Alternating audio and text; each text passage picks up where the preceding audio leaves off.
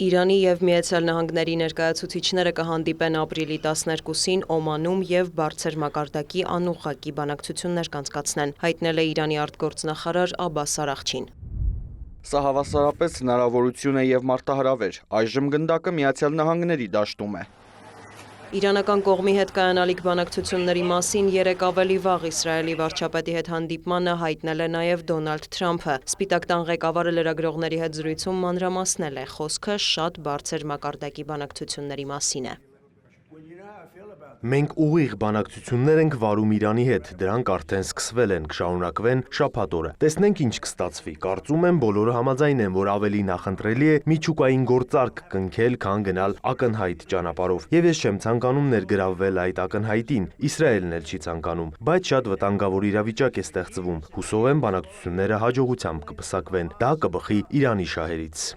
Լրագրողի հարցին արդյոք Թրամփը պատրաստ կլինի Իրանի միջուկային ծրագիրը դադարեցնելու նպատակով ռազմական գործողություններ ձեռնարկել, ԱՄՆ նախագահը պատասխանել է. Եթե Իրանի հետ առաջիկա բանակցությունները հաջող չանցնեն, այդ երկիրը մեծ վտանգի մեջ կհայտնվի։ Նրանք չեն կարող միջուկային զենք ունենալ։ Խոսելով Գազայի հատվածում զարգացումներից, Դոնալդ Թրամփը շեշտել է, ցանկանում է, որ պատերազմն ավարտվի։ Կարծում եմ դա տեղի կունենա ինչ-որ պահի ոչ հեռու ապագայում։ Դիտարկում ենք ևս մեկ հրադադարի հնարավորություն, մանրամասնել է ԱՄՆ նախագահը։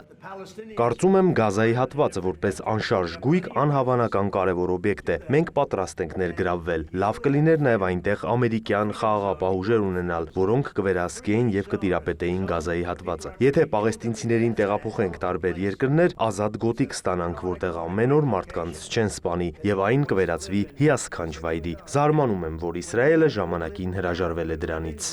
Իսրայելի վարչապետն էլ հայտնել է, որ ամերիկյան կողմի աջակցությամբ աշխատում են Համասի մոտ պահվող գերիներին վերադարձնելու ուղղությամբ։ Միաժամանակ փորձում ենք չեզոքացնել Համասը եւ հնարավորություն տալ Գազայի ժողովրդին ազատորեն գնալ, ուր ուզում են, նշել է Բենյամին Նեթանյահուն։ Նախագահ Թրամփը համարձակ տեսլական է առաջ քաշել, քննարկել ենք այն երկրների ցանկը, որոնք կարող են ընդունել պաղեստինցիներին, եթե նրանք որոշեն հեռանալ, քանի որ Գազան վերականգնելու համար տարիներ կպահանջվի։ Քննարկել ենք նաև Սիրիան։ Մենք չենք ցանկանում, որ որևէ մեկն օգտագործի Սիրիան Իսրայելի վրա հարձակվելու համար, այդ թվում Թուրքիան։ Թրամփի հետ քննարկել ենք ինչպես կարող ենք խուսափել հակամարտությունից, քանի որ Վաշինգտոնը լավ հարաբերություններ ունի Անկարայի հետ։ Դոնալդ Թրամփն արձագանքել է առաջարկելով իր օգնությունը Թուրքիայի եւ Իսրայելի միջև առկա խնդիրները լուծելու հարցում։ Լավ հարաբերություններ ունեմ Էրդողանի հետ, ես նրան եմ սիրում, նա էլ ինձ։ Էրդողանը Սիրիայում արել է այն, ինչը չի հաջողվել ուրիշ ոչ ոքի, հավելել է ԱՄՆ նախագահը։ Թրամփն անդրադարձել է նաև ռուս-ուկրաինական հակամարտությանը, դժգոհել, որ հրադադար չի հաստատվում։ Հիմա խելագարի պես ռմբակոծում են, լավ իրավիճակ չէ, այդ իսկ պատճառով հանդիպում ենք Ռուսաստանի եւ Ուկրաինայի հետ, կարծես ինչ-որ արդյունքի ենք հասնում, բայց վերջին ռմբակոծությունները ահավոր են։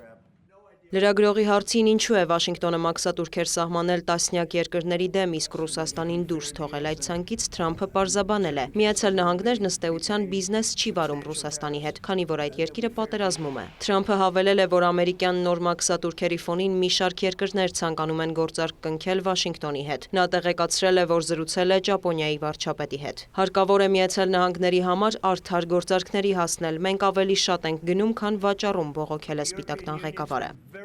Չինաստանը լրացուցիչ 34%-ի մաքսատուրք է սահմանել մեր դեմ։ Եթե այն առաջիկա ժամերին չչեղարկվի, մենք կհայտարարենք հավելյալ 50% մաքսատուրքի մասին։ Եվրամիությունն էլ է վատ վարվել մեզ հետ։ Նրանք չեն գնում մեր ավտոմեքենաները, գյուղատնտեսական ապրանքները, մինչդեռ միլիոնավոր մեքենաներ են ուղարկում ԱՄՆ։